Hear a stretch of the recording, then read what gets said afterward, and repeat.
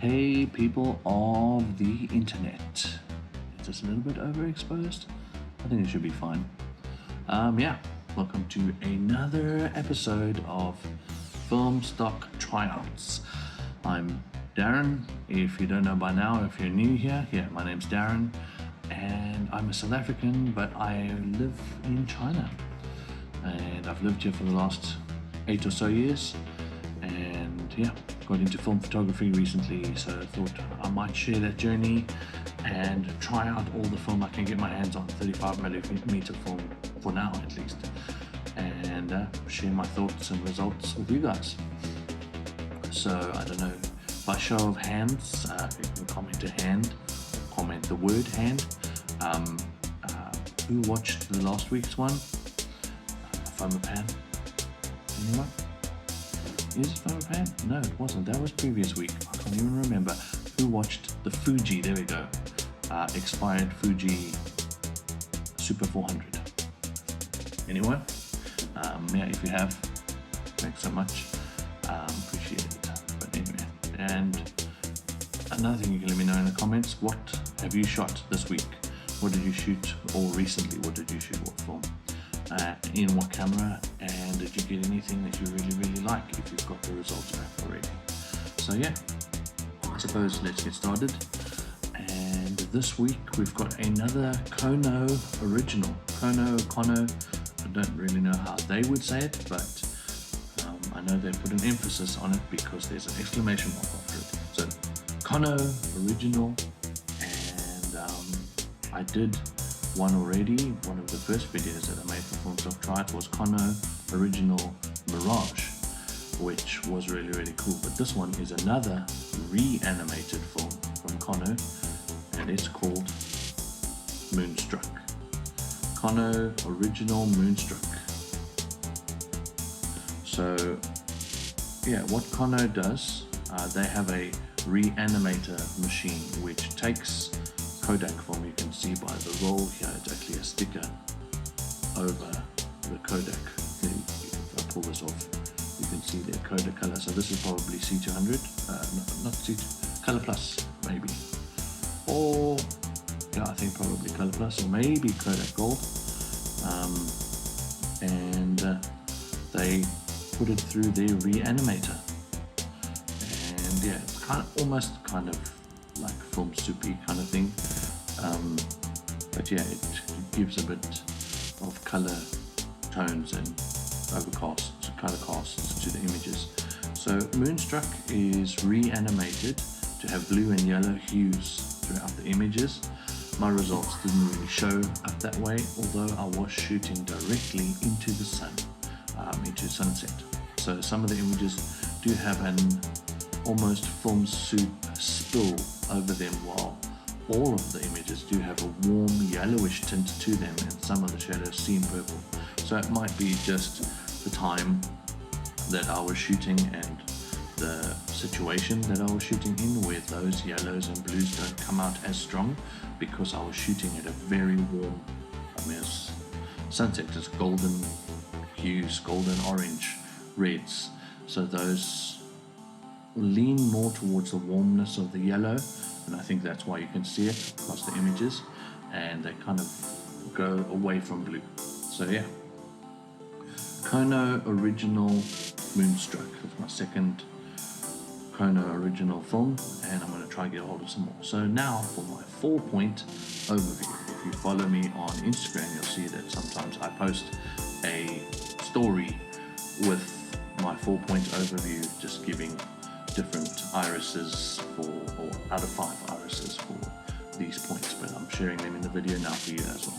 So exposure latitude, I think also with Mirage, I found that it's not really as wide, I think, as what the Color Plus would be or is, and I think it's probably because it's gone through the reanimation process, and those color tones kind of maybe reel it back in a touch.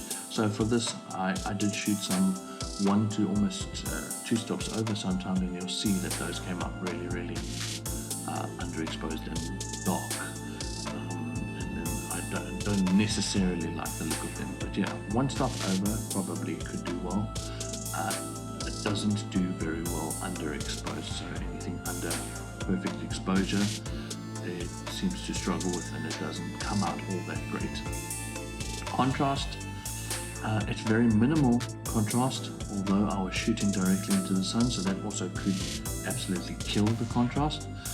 When you're shooting directly into solid light sources, that kind of just throws contrast away, just because it's like overshadow, I guess, overlights everything. So yeah, very minimal contrast, and you'll see in a lot of the images it kind of has a flatness to it, the images. Sharpness, it's about as sharp as a ballpoint pen, so not very sharp. And I think also the fine details are lost due to grain and the lack of contrast, and I think also because I was shooting directly into the sun. So there's a lot of fine details that kind of just seem to fall away across the image. But yeah, grain is it's fine, I mean not very fine, but fine, but it's very heavily prevalent across the all of the images, and it seems to break the mids apart, particularly if you're losing exposure in those areas. So yeah, that's my 4-point overview quickly. Use cases and overall thoughts. As I said about Kona Mirage, I really like that companies are experimenting and making unique film variants. I can't speak today. I enjoy just the innovation and trying to do some more exciting and new things with film. It's encouraging for me, and it's wonderful to see as we go into 2024 that there's new films coming out, new color films, and that there are still companies that believe in film and believe in it enough to create machines like the Reanimator. I love experimenting and finding new ways of seeing things, and that's what's exciting about this. I think the stock would be pretty good for shooting in daylight with decent light onto the subject, not backlighting like what I was doing, but having a subject lit well enough from a light source that's not behind them. I think that could do really well. And perhaps with some neon lighting at night, if you shoot on a tripod and give the shutter speeds enough time that it can be well exposed, maybe that could be interesting and that could be cool.